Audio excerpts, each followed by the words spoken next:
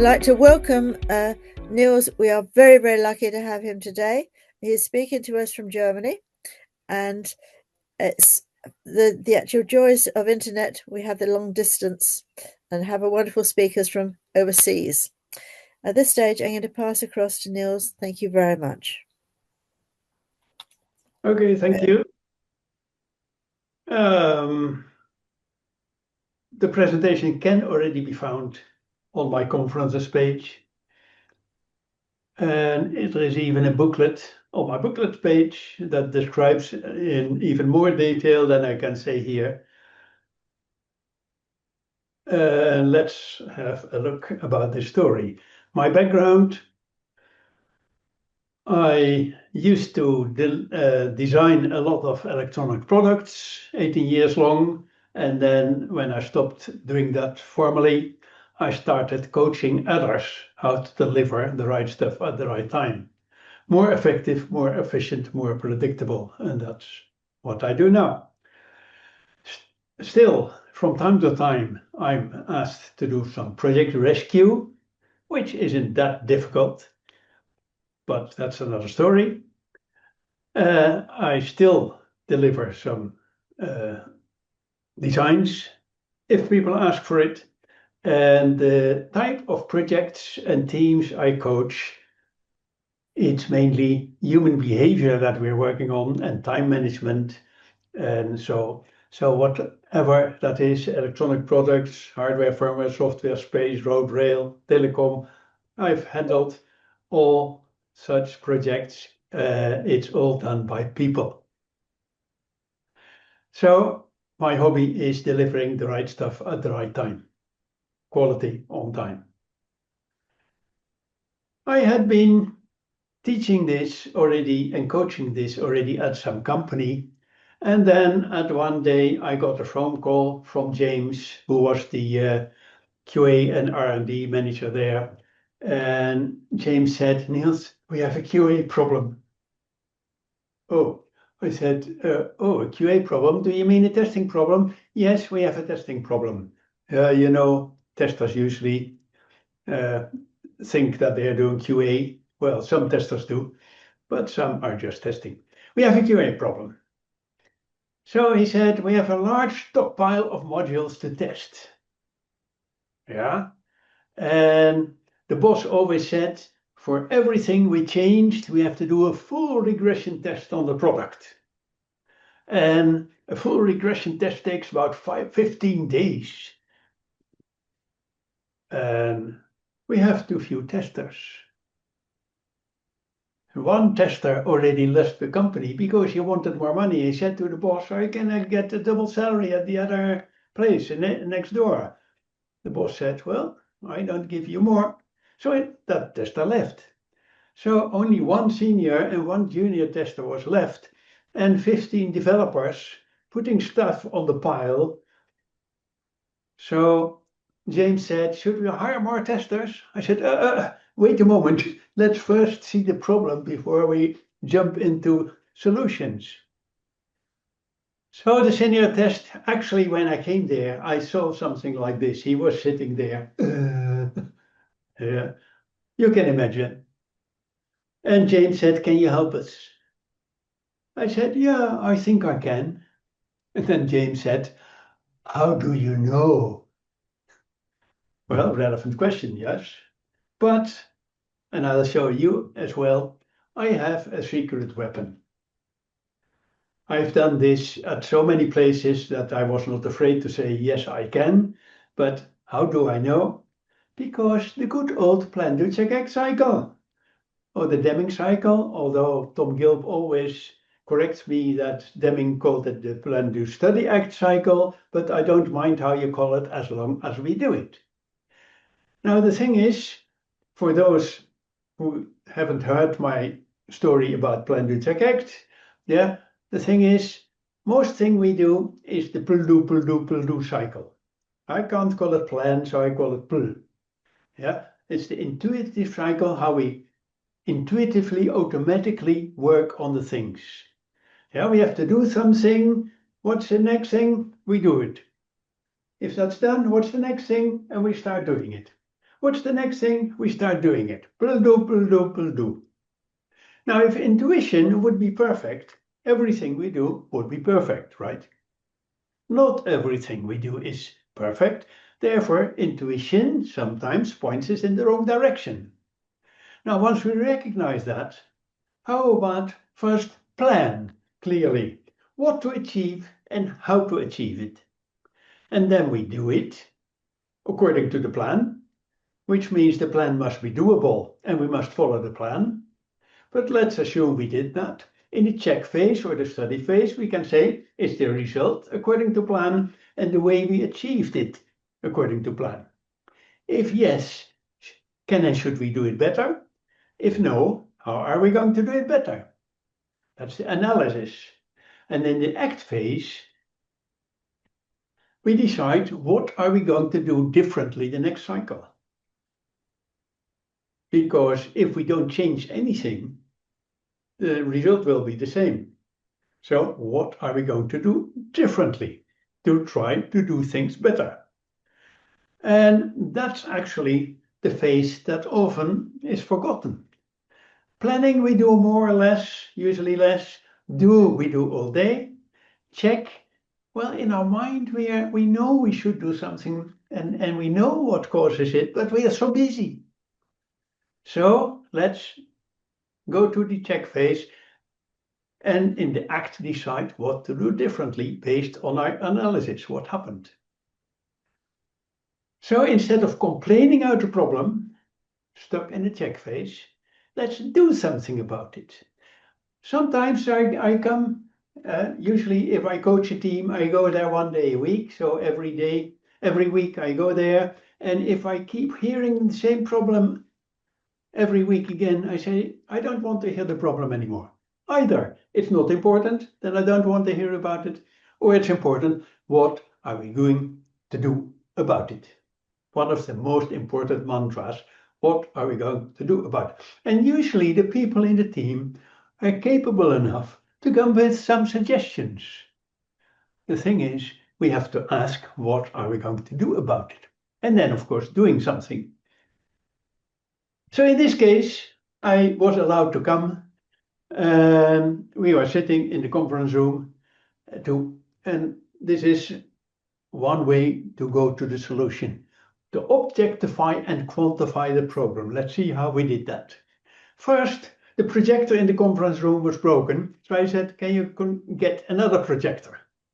So after a few minutes, they came with another projector. We started up Excel and I said, now, can you make a list of the things in the pile?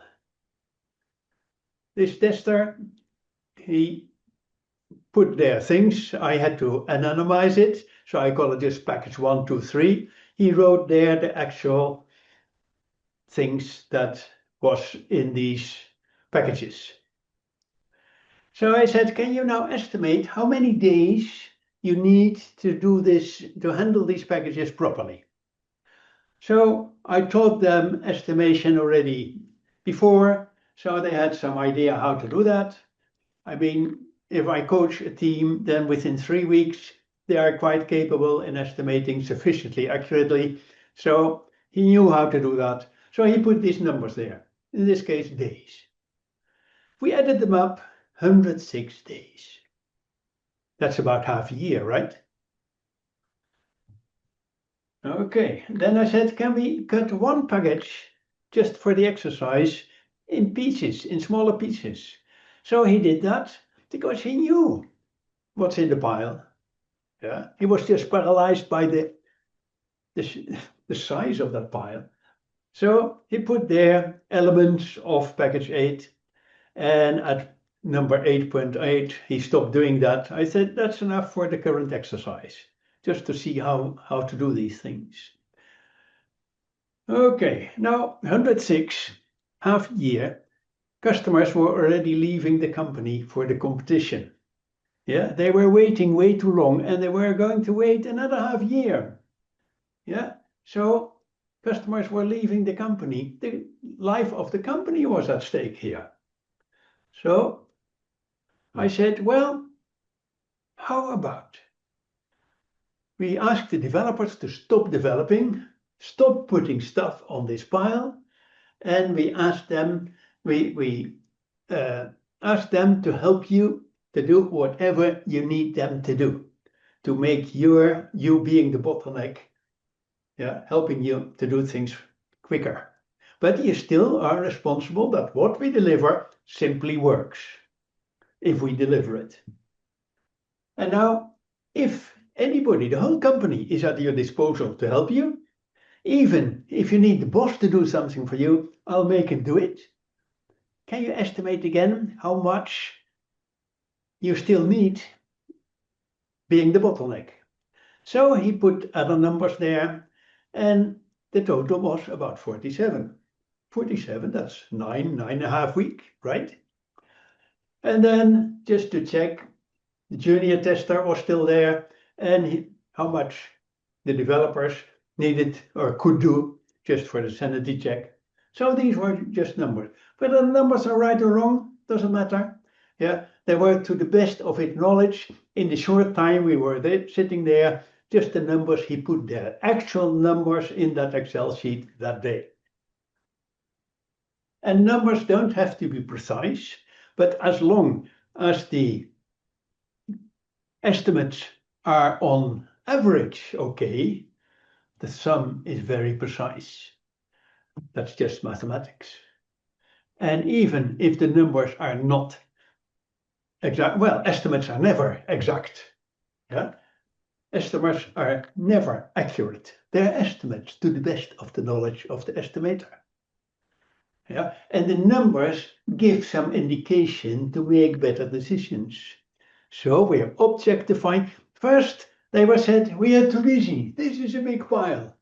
What we did here was objectifying, saying what are the things we are looking at, and quantifying how big are the problems. And then I said, can you now add which customers are waiting for this?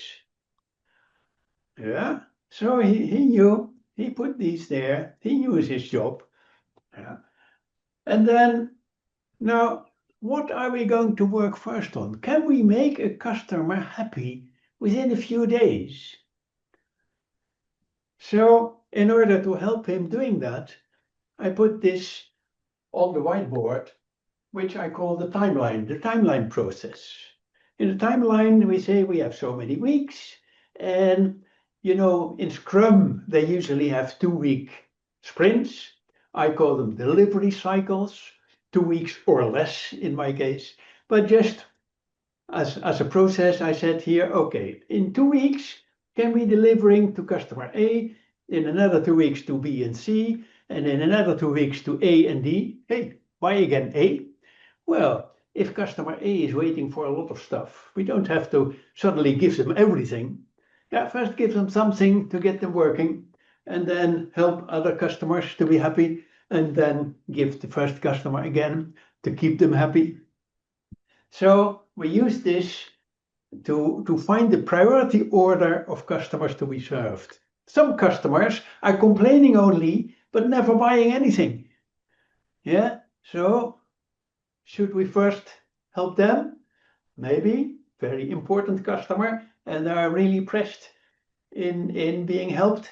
So, based on that, I asked, what is there something you can, well, maybe not tomorrow, day after tomorrow, because today I already was working with him, so this day was already full. But if you tomorrow do your test, and can you make something happy in day after tomorrow? So he looked at it and he said, well, I think this is an important customer, and in 2 days I can send something to them. That's good. And going on, just for the exercise, he put some other dates there, and that was enough for this moment because he wasn't stupid at all. So with this example, he could continue doing his own planning. So what was the result after this? Tester empowered. Yeah, you hear about empowering teams. Well, we empowered the tester. Tester, you get the whole company at your disposal If you need the boss, I make him help you. Can you imagine his smile already went a little bit up? His whole pile was gone in 9 weeks. The so-called full regression testing was redesigned. Why? Yeah, you have to do all the tests ever made for this product. Well, when I was asking this, a senior designer was sitting there, a developer. And the developer said, Niels, do you know, this so-called full regression testing tests about 30% of the whole product. So what are we talking about? So I said, okay, forget that for the moment. Yeah, tester, you know what to do. You still have the responsibility to what we deliver simply works at the customer, makes the customer happy, and you decide how much or how little you have to do to make sure that happens. Now, you can imagine that when we started with making dates and quickly making customers happy, they were not only happy, they were also amazed. What happened with this company? First, they were so slow, and we had to wait, and suddenly they regularly are going to deliver stuff that simply works. And the tester, from this moment, using this technique, kept up with development ever since. And half a year later, I came back to the company and he said, Niels, do you know what happened after this? Yeah? The revenue suddenly changed by 70%. Customers came back because they were happy. A 70% increased revenue. That because of what you said. I said, well, maybe what I said, but you did it, right? So later, the tester was promoted to product manager and still coaching his successors how to plan. Actually, he had a small whiteboard. He bought a small whiteboard with 4 weeks on it, and every week he'd draw there, what he was going to do. Of course, this week was actually his planning. The others was to optimize the order of doing things. So, more in general, using the timeline process. The timeline process is there to how do we know that we get and do what is needed when it is needed to control our deliveries. Now, in standard projects, people add up all the things they have to do with all the resources they have. Well, some people say we shouldn't use the word resource, but you know what I mean. Yeah. Then you add some reserve and then all is done. That's what we need. There's only a slight problem that the date that it is needed often is earlier.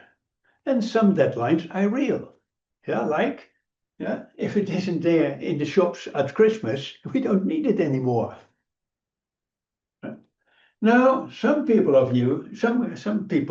work, they call it agile. Yeah, doing our best to deliver working software. Now, they forget that software always works. Yeah, a computer, if you switch it on, it starts working with the zeros and ones in memory. Yeah, so hopefully the working software we deliver is making it doing something more useful than just using zeros and ones. But even there's a fatal date, and the agilists usually say deadlines, that's different. That's project management, and we are agile. Well, customers think differently. So what's my approach and the approach we used here? If this is the fatal date, then some part surely will be done, some things won't be done, and some may be done, because estimation is not exact science. Now, as long as the most important things are done first, and the bells and whistles that actually nobody cares about are beyond that date, then we may still succeed. So we take the deadlines seriously. And if what surely will be done is never enough to ever make our customers happy, we can kill the project here instead of somewhere here. Yeah, because it is better to have 80% 100% done than 100% 80% done. In the latter case, you have actually nothing to deliver. And let it be the most important 80% because the customers couldn't care less about the bells and whistles that they didn't even ask for. So then we have the fallacy of all requirements. Now, some people, especially in the agile world, don't like that word requirements, but then I say, okay, what do we have to achieve? Which actually means the same. So we are done when all the requirements are implemented, yeah, which improvements we think we are supposed to achieve. So if people are not used to the word requirements, don't use it because you get resistance and distance. So better say, what are we supposed to achieve? Yeah. And now the interesting thing is, I hear from a lot of project managers that the most important requirement of their project is delivery time, to deliver on time. Isn't it weird that most requirements specify a lot of stuff, but not delivery time? Isn't it weird that most requirements are treated as more important than the most important one? Okay, I treat them both as important. Additionally, the requirements are always in contradiction. Yeah, contradictory because, for instance, more performance, more functionality against budget. Yeah, and time and money. So the design is to find the optimum compromise between the conflicting requirements, and hopefully we can find a compromise. Also, different stakeholders have different requirements. Yeah, hopefully there is some overlap that we can find an optimum compromise. And do we really focus on the real requirements? Because most things I see described as requirements or what we think we have to achieve is functionality. And the functionality is not what the customers are waiting for. The customers is waiting for being able to do things better than they do already. Yeah. So the real requirements are not the functionality we deliver. The real requirements is how much we help the user to improve what they are already doing. That's the essence. And do the customers tell us requirements? Well, we are badly trained in defining the requirements properly, and how can we expect that from the customers? So if I get so-called customer requirements, I call them nice input to be taken seriously. And then we're going to find out what they really need. And then what we think we have to do should fit the available time. Instead of letting it happen, we decide how it will happen.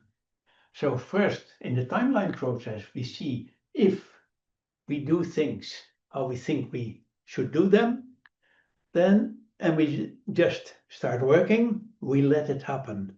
Now we look what's going to happen. Timeline usually shows that we don't have enough time. Yeah, most projects are late, so apparently timeline always will show that we will be late. Failure is not an option, so the next question is, remember, what are we going to do about it? Principles, yeah, we cut the work into chunks, we estimate, and usually that takes only seconds. Don't waste your time in Monte Carlo and all those quasi-scientific things because you probably don't have relevant historical data to really feed your Monte Carlo. And adding it up, and usually it doesn't fit the available time. Otherwise, projects always would be on time. So then based on that, we say, okay, failure is not an option. So what are we going to do about it? We select the best strategy, what we think we can do about it. And then as we did with this tester, we predict what can be happen. And then weekly, we learn and repeat every week, keeping our predictions up to date. So if we predict that next year we will be there, it probably has no meaning, but can we predict what we have done at the end of the week or a few weeks, and we keep our prediction relevant. Just a moment.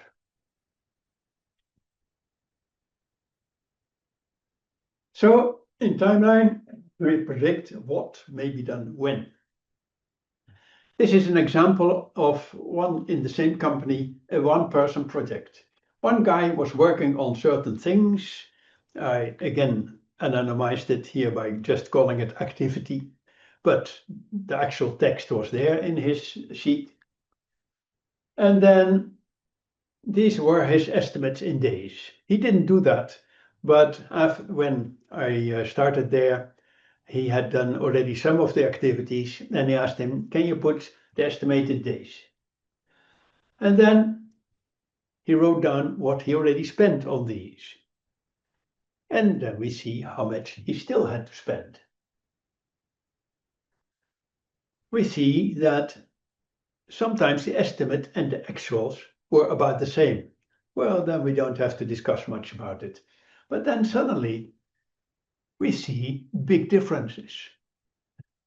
So he thought 1 hour, 1 day, and it was actually 3 days. So then we can think, what did you think when you estimated? What do you know now once you've done it? And can you learn from the difference? What did you forget to estimate or whatever? Actually, this company was also asking some Chinese company to do testing for them. And they used a sheet like this with the Chinese. And the interesting thing is that the ratio, real and estimate with the Chinese was always 0.95, 0.98. Yeah, they always did it in almost exactly the time estimated. But then suddenly we saw 4s and 6 in the ratio coming there. And then we looked at what kind of activity it was. And that was not testing, but apparently they had been asked to do some design. So this indicated to us that if there the estimate and the actual was completely different, that they didn't really know how to do design. So maybe they had to hire some designers, or maybe we shouldn't ask them to do design, or whatever. So with these numbers, quantifying and objectifying, we can make better decisions. Then we looked at how much days did he already spend, how much days did he estimate, and we saw that the actual spend was about 40% more than the original estimates. Then we say, okay, the remaining time will, until we have better data, will be 40% more. So we calibrate with 1.4. Here we don't multiply by 40% extra because we thought if he spent already 5 days, he probably will know that 1 day is enough. Yeah, we don't have to overcompensate here. But so let's take this, and based on the calibration factor, this was the expected days still needed. And now we come to what is interesting for management, because a lot of managers want to know all these things. Well, they are not for management, they are for us to learn to do a better job. And what is useful for management is, when is it done? Customers always ask, when is it done? They probably don't know exactly what it is, but they always want to know when it is done. So, based on this, we can say when it is done based on, apparently it was the 29th of February or the 28th, whatever. Yeah? And then if management wants to have some demo to an important customer at the 5th of June, this also indicates what they can expect to be available by the 5th of June and what probably not. And if activity 17 is essential for the demo they can say, can we swap with something that we can leave out? Because we can't do more than we can. Predicting what may be done when. And usually I say, the timeline we put, I like also to have it on whiteboards, really on lines. Yeah. And then I say at least once a week, this should reflect the reality, the truth, nothing but the ugly truth.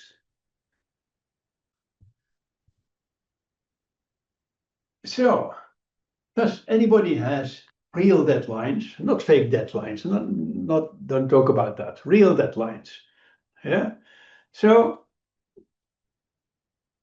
if we have a fatal date, and now, whatever happened until now, we can't change. We can't change history. All we can do is optimize what we still can do between now and the fatal date.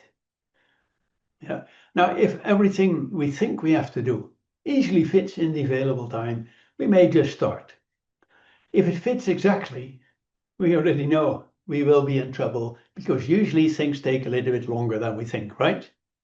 And if we already see that it takes more than we have, what are we going to do about it? The first time I made this picture, I put this lowest bar beyond the fatal date until I decided, well, if the match is over, we can't score a goal. So I moved the picture up to the fatal date, and it indicates that we are in trouble because we should have started earlier. Or we have to cut out things, the bells and whistles. Now, what are the options if we have to do something about it? What are the options we have to save time? Now, I have here 7 options that we seem to have to deliver quicker so that we can meet our deadlines. The 4 deceptive, I call the deceptive options because they don't work. They make even things worse. Yeah? And I see them happening in every project. That's why it's so important to know about them so that you can recognize them and know this doesn't work.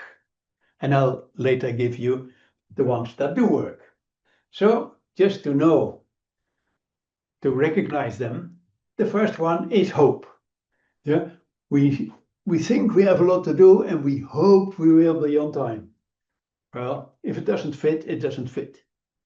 Or we have to go for it. Let's go for it. Well, if it doesn't fit, it doesn't fit. Working overtime. Anybody working overtime? I can't see you on the conferences. I always ask, working overtime? Most people say yes. Never, ever work overtime because you're fooling yourself and your boss and your customer. Because 40 hours of work is already heavy. With 40 hours, people make mistakes. We are people, so if we have done something, there are mistakes causing trouble, right?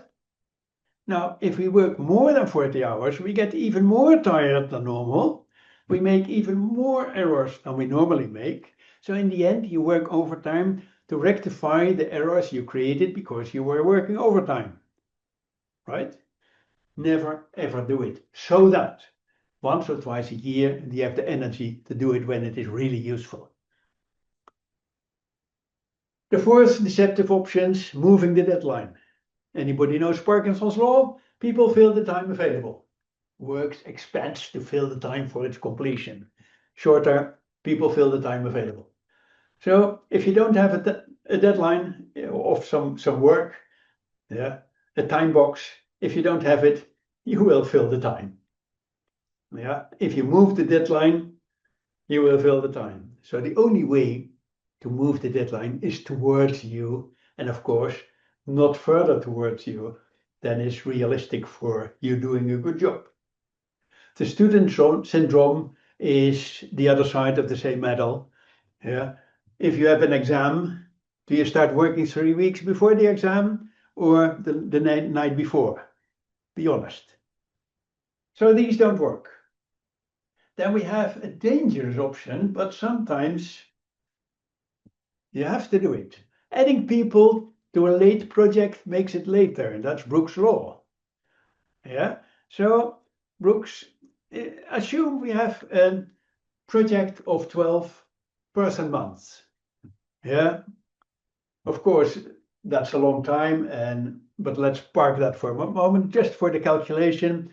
If we have 12 person months, then project managers think, okay, we can take 2 people and do it in 6 months. We can take 4 people, do it in 3 months, and we take 6 people and can do it in 2 months. Sounds logical, right? And Brooks already showed, yeah, it's the myth of the months. It's a fairy tale. Has nothing to do with reality. How do we know? Because Putnam even measured it. 500 projects already run, similar size, different team size. So they couldn't temper the numbers because the project already were finished. Yeah? And he found that the cheapest project is 2 people. The fastest project is 3 to 5 people. But it's only 20% faster. But probably that could be an economic optimum because time to market is very important. And then we have the 9 mothers area, where some people think that if you take 9 mothers, you can make a baby in 1 month. Yeah, some things just take a certain amount of time. So that's the minimum. And then beyond 7 or 8 people, the thing explodes because it takes longer and you have to pay more people.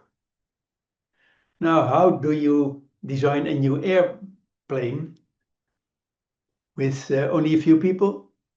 Well, probably a lot of people and a lot of time.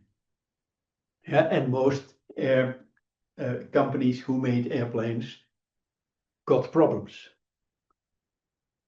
So, opening can of additional people, like James asked at the phone call, should we hire more testers? I said, wait.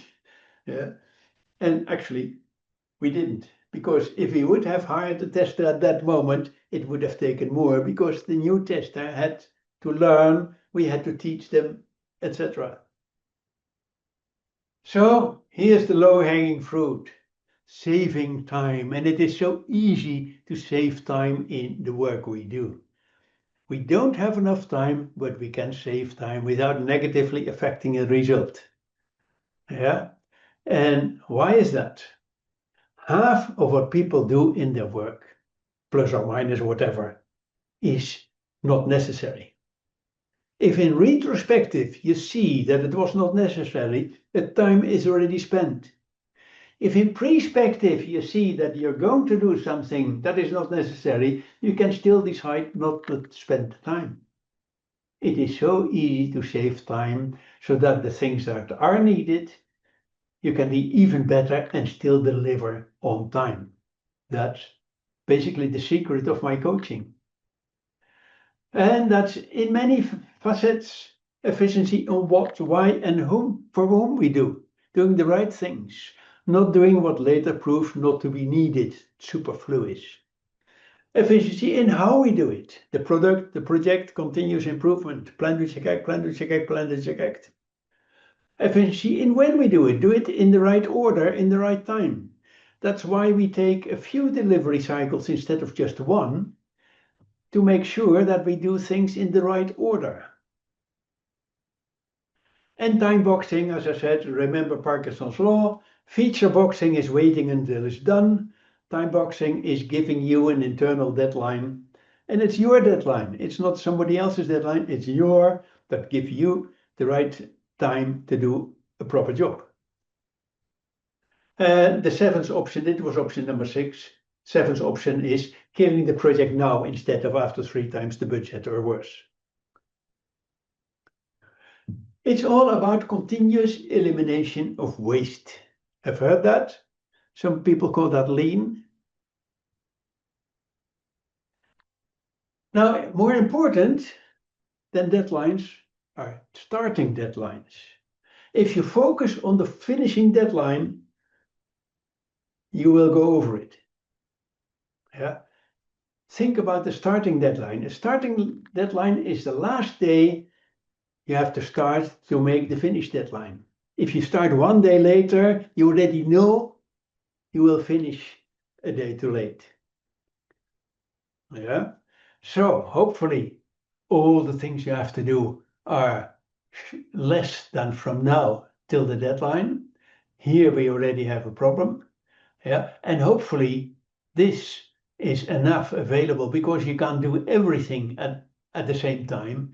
So now you have to move things to do things in optimum order. And this is a whiteboard of an actual starting deadline or deadline diagram. Here was a finishing deadline of some a payment box for a parking system. The case where you have a display how much you used to put your card in and your credit card and whatever. So there was electronics development there, and there was some the case, the metal of the casing, the metal of the front panel with the display and all these things and some other stuff. All these lines had to come together, and here we had some weak numbers. Now, the project manager of this project, we had it on his whiteboard in his room, and he said, I have to make a nice presentation of this in PowerPoint. I said, why don't you call the management down? No, I have to go up with a nice picture. I said, just call them. I put some chairs in front of this whiteboard. Yeah. And 5 minutes later, 3 managers were sitting there, and he explained what we scribbled here, and that was clear enough for them. And they said, oh, you seem to be quite in control.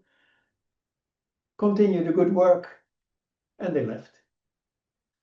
I said, you see, we shouldn't waste time on making a nice PowerPoint thing that is obsolete the next day that you made it, because this dynamically is adjusted to what actually happens, giving us complete control of what we are doing.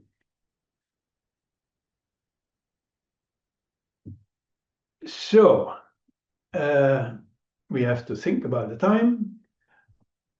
Just an overview of my toolbox that I bring if I come in a project, usually for a rescue. Yeah, if it's the last week before a deadline, there's not much time we can improve. If it's a few weeks before a deadline, we usually can do a lot. This is my toolbox because I observe where the weaknesses are. And that could be anywhere. Some are good in this and less in that, and so plan with your act, the powerful ingredient. Business case is why are we going to improve what? Requirements, what are we going to improve and what not? And how much, the quantification. Architecture and design, I already said that, selecting the optimum compromise for the conflicting requirements. Early review and inspection, measuring the quality while learning to prevent doing the wrong things as quickly as possible. Early review, not waiting until some end. But if people start doing something, they're already injecting defects. So if we see them, we can feed that back and say, and help the person not to make more of them. And then what I added, the top part is what Tom Gilp was focusing on. And what I added in the same fashion was the project planning part, the weekly task cycle, bi-weekly delivery cycle, and timeline. Timeline is what we talked about. Zero defects is an attitude. You see there, if you go to my website on zero defects, or even go to videos of my conferences page, then you can see what I think about zero defects. The business case is why. The requirements is what, how much are we done? Also stopping criteria.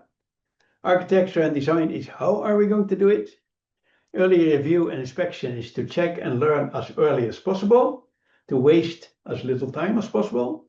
The weekly task cycle is to improve the efficiency of what we do. The delivery cycle to improve the effectiveness of what we do. And timeline, what will happen. and what will we do about it, because timeline usually will show that things take more than we think we have. So that's why I color that in red. What will we do about it? Because failure is not an option.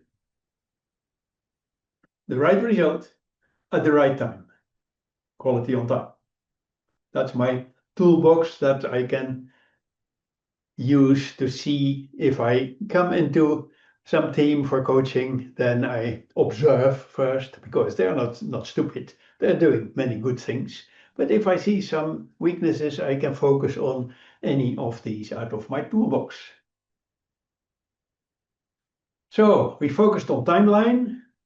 Maybe very quickly, because of the time, we can have a look at the task cycle, which actually is the same process as timeline, but on the weekly scale.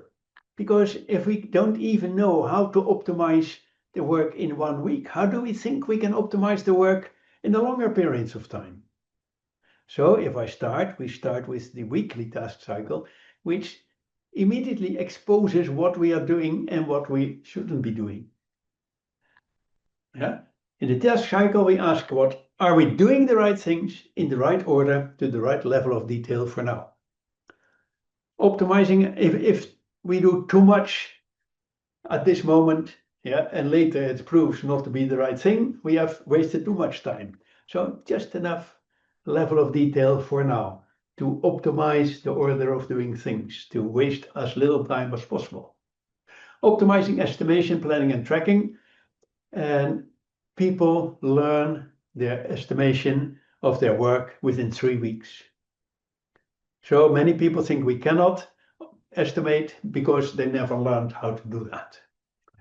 But the estimation is not for anybody else than for the person himself, because it's only to make the person more successful within the team. We only work on the most important things, highest priority tasks, never do lower priority tasks, never do undefined tasks. We constantly look at what's the most priority at this moment. There are only 26 plannable hours in a week. 26? We work 40 hours. Well, have you ever worked the whole week and the pile is still the same, like with this tester? Yeah, the whole week full of interrupts, meetings and whatever. Yeah, some people complain about all those meetings. Yeah.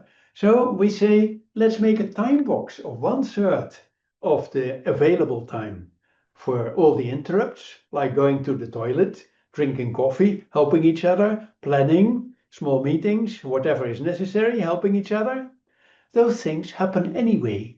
So if we don't plan for them, they still happen. If we plan 40 hours, we will fail every week. So let's give them a realistic time box of 1/3, so that we have 2/3 of the available time, 26, 27 hours, yeah, for the things we have to accomplish that otherwise wouldn't happen. Yeah. Tasks are defined by the person doing it, and they're 100% done. The person decides what 100% done is. If I tell a person what he has to do and he thinks something different, guess what will happen?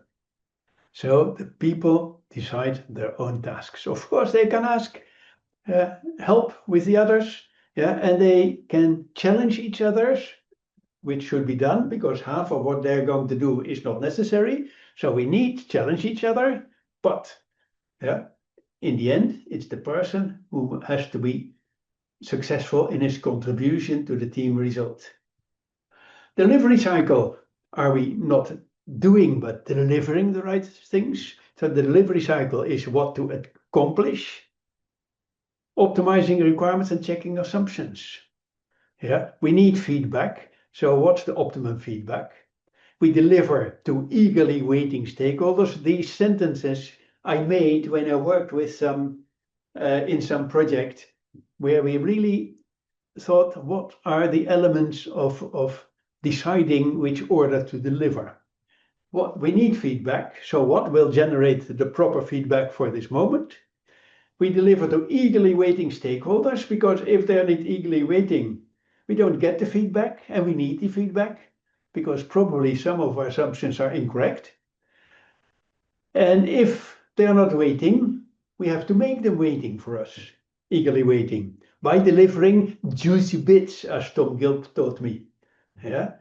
Juiciest, most important stakeholder values that can made in the least time to make them eagerly waiting.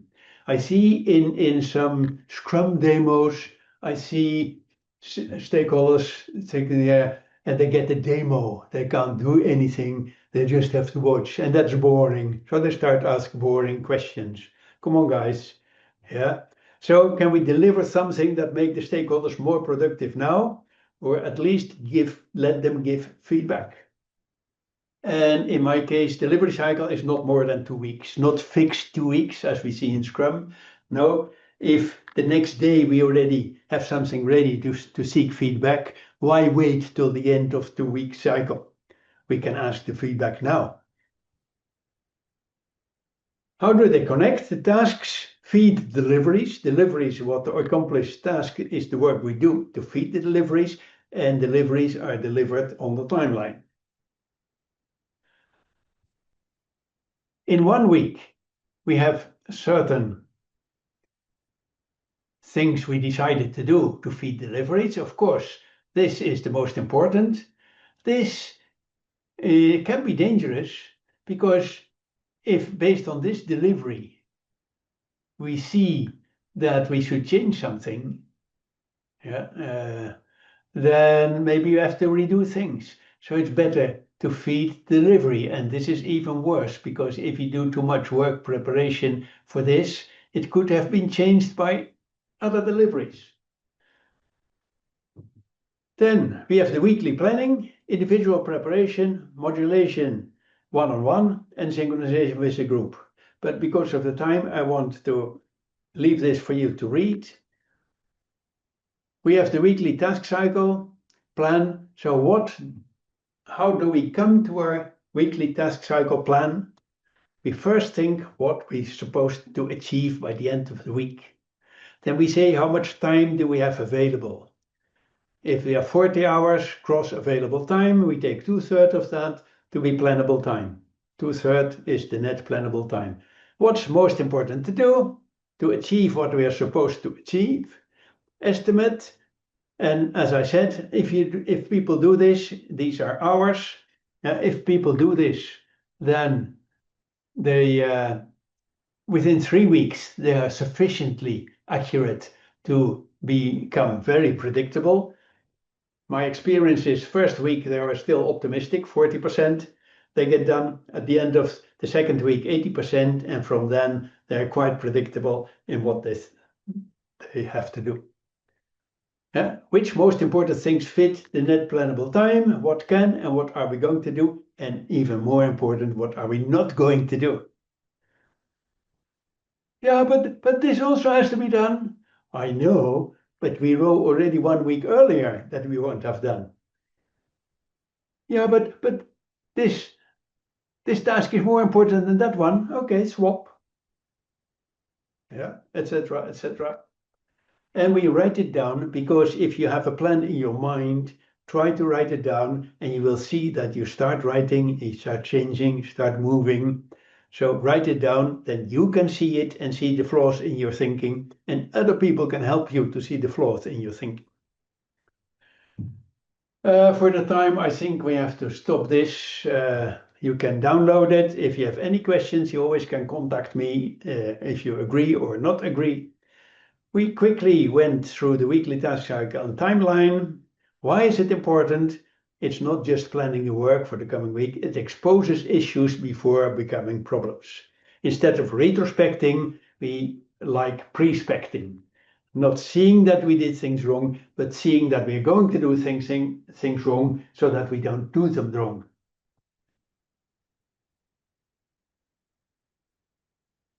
Okay. Now, would you like to be the same? Yeah. You get empowered. Your work was done in time. Yeah, etc. So he was successful. How about you using these approaches? The focus on the result. then think how to achieve that successfully and efficiently, delivering quality on time. So the last ones I went a little bit quick, so we have a few minutes for thinking about this. I see long questions, so maybe we don't have time to read them all. But I think at this stage, we'd very much like to thank you, Niels. It was absolutely fantastic. Very much thanking you on behalf of the Quality SG, the Business Change SG, Hampshire and Dorset branch.